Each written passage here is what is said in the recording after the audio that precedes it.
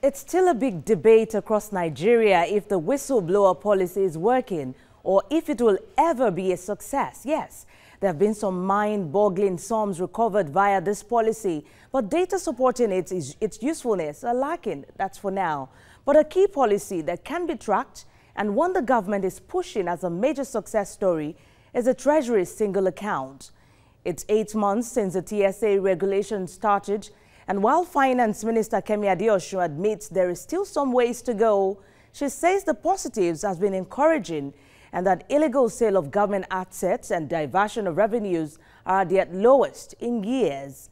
Adeosun says as of July, more than 5,000 reports have been lodged on issues relating to contract inflation, ghost workers, illegal recruitment, and misappropriation of funds. So we have government unrelenting in cleaning up its funds and using the unconventional method of whistleblowing to get any that may have slipped through the cracks. In all of this, we have people not acting right and actively seeking to game the system, costing Nigeria huge sums. Now, Kola Olugbodi has spent years doing background checks on companies and individuals. He joins me now in the studio. Many thanks for your time, Kola. Thank you very let's much. begin this way. If you have the choice of whistleblowing, how would it go? Would you make an attempt to actually whistleblow if you had info? Well, the truth of the matter is that if we all want this country to move, if we all want the country to get out of the quagmire that we had found ourselves, we all must do everything to be upright. And if you know someone that actually milked this country dry and you keep quiet, you're not doing right. So if I have the opportunity, why not? Yes, that means yes. Yes, that's yes for me. All right, let's look at the TSA. What's your opinion of the TSA? And it seems some banks are violating the regulation. If you were asked to check, that's your job.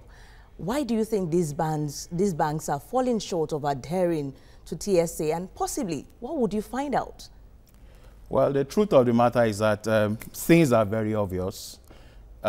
Before now, it's very obvious that Nigerian banks had lived heavily on government funds, and which also had made them to ignore what they ought to be doing, which is the retail banking. And now that the government is calling for its funds in all the commercial banks and transferring to the TSA accounts with CBN, obviously the banks are not finding it very easy at all, coupled with the fact that the recession is really very much here.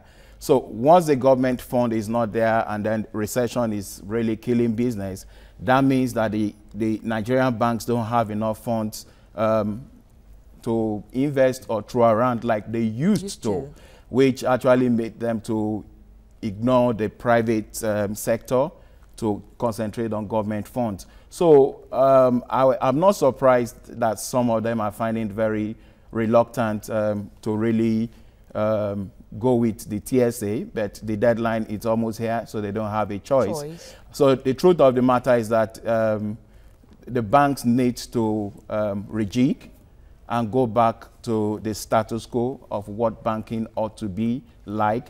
Of a truth, things are already happening.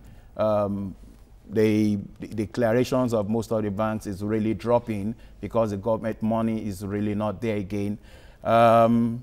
It's not business as usual as it should be. Obviously, the government pulling out its funds from the banks is going to affect the banks.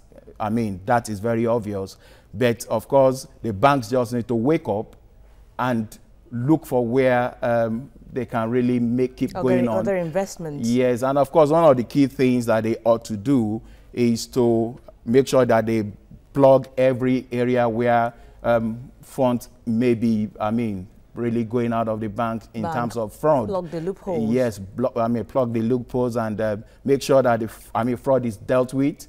Make sure that they know the type of staff that they have, like the CBN report for 2016, CBN NDIC report, actually still said we have 1.19 billion fraud that occurred last year in the banks. Those are funds Of course, before TSA, it used to be much more higher than that, maybe 11 billion per annum. So dropping to 1.9 is also obvious that something is happening in the banks. They also are already looking for where the funds always really just drain out. So in your opinion, the TSA is a good policy, is a good step the government has taken? Well, the government does not really have a choice but to make this happen, more especially a government that is interested in fighting corruption. In time past, the funds with the bank, some of the banks, I won't say all, some have been upright, but we know it's not all.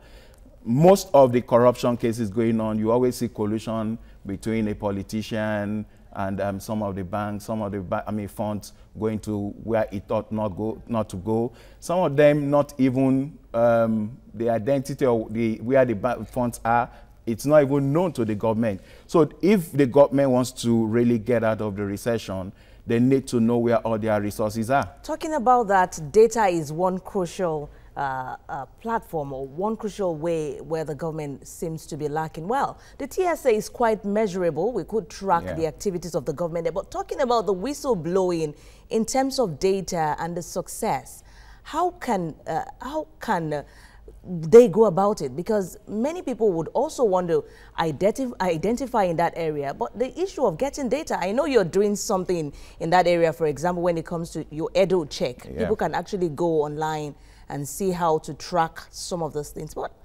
in the case of whistleblowing? We need to understand the ideology behind the whistleblowing, more especially in a country like Nigeria. And of course, that's why the House of Assembly had to come up with some bills and policies to guide and protect the whistleblowers. Nobody wants to just come to the surface and say, oh, I was the one that declared that you had some funds hidden somewhere. And it will not be right on the part of the government also to expose those that are actually making us to recover all these looted funds.